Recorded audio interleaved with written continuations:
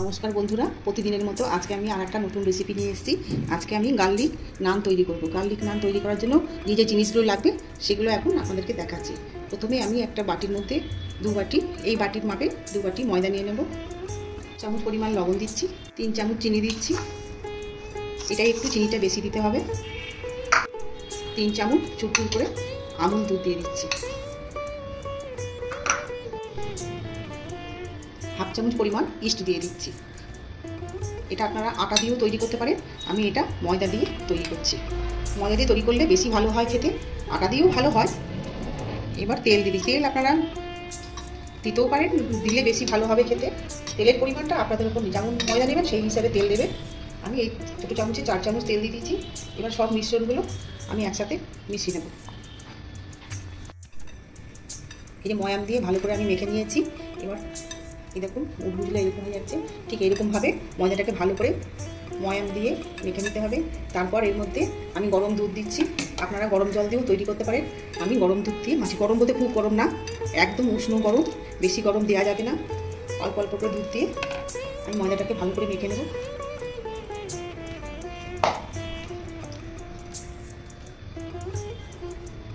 এর মধ্যে 2 চামচ তেল মাখিয়ে এটা আমি ঢাকা দিয়ে রেখে দেবো। এটা এমনভাবে ঢাকা দিতে হবে কারণ এর মধ্যে হাওয়া না ঢোকে।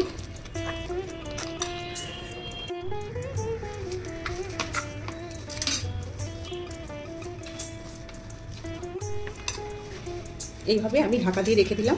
2 ঘন্টা পর আমি ফিরে আসছি, যাতে এর মধ্যে কোনো হাওয়া বাতাস না ঢোকে। ঠিক এইভাবে আমি রেস্টে রেখে দিচ্ছি। 2 ঘন্টা পর আমি ফিরে আসছি। বন্ধুরা, আমি বলেছিলাম 2 ঘন্টা পর আসছি, আমি 3.5 থেকে 4 ঘন্টা পর এটাকে নিয়ে এলাম। দেখুন কিভাবে ফুলে গেছে ময়দাটা। এই যে ঠিক এইরকম ধরনের হবে, ফুলে একদম ফেপে উঠেছে। এটাকে আমি এবার ভালো করে মেখে নেব। আমি একটু ভালো করে সেরে নিলাম। আমি ইস্ট যেহেতু কম দিয়েছি সেহেতু আমার সময়টা বেশি লেগেছে। ইস্ট বেশি দিলে হয়তো তাড়াতাড়ি হতো, কিন্তু ইস্টের একটা বাজে গন্ধ আছে, ওই জন্য আমি অল্প পরিমাণে দিয়েছি। ওই জন্য আমার এটা একটু 3.5-4 ঘন্টা সময় লেগেছে। আমি এরকমভাবে গোল গোল করে লেচি কেটে নিয়েছি। এবার আমি বেলে এগুলোকে ভাজবো। আমি ময়দা দিয়ে এটা রুটির আকারে গোল গোল করে বেলে নেব। এই রসুন কুচিটা আমি এর মধ্যে দিয়ে দিচ্ছি, দিয়ে এবার বেলে দেবো যাতে এর মধ্যে রসুনটা ঢুকে যায়, ভাজলে যেন উঠে না আসে। এই যে রসুনটা ভেতরে ঢুকে গেল। আবার ধনেপাতাও এইভাবে দেবো।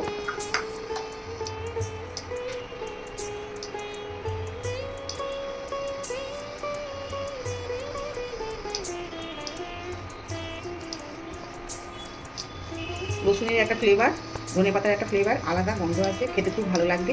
আপনারা বাড়িতে বানিয়ে খাবেন, দেখবেন খুব ভালো হবে খেতে। এই যে আমি ঢাকা দিয়ে দিচ্ছি, গ্যাস কমিয়ে লো টু মিডিয়ামে ভাজতে হবে এটা।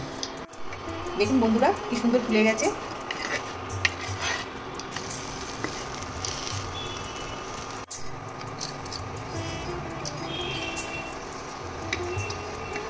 বাটার দিয়েছি, এবার বাটার দিয়ে আমি এপি টপি করে নিচ্ছি।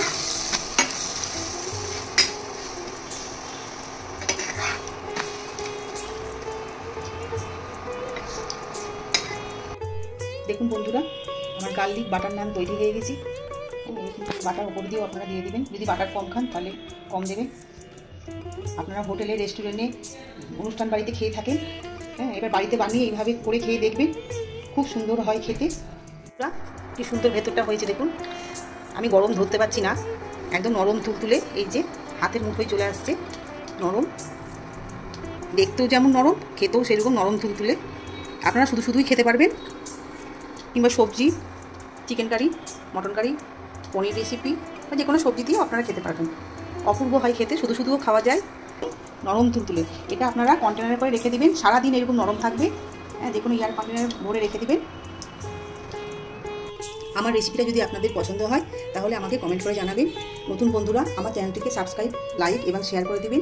নিত্য নতুন রেসিপি পেতে আমার চ্যানেলটিকে ফলো করবেন।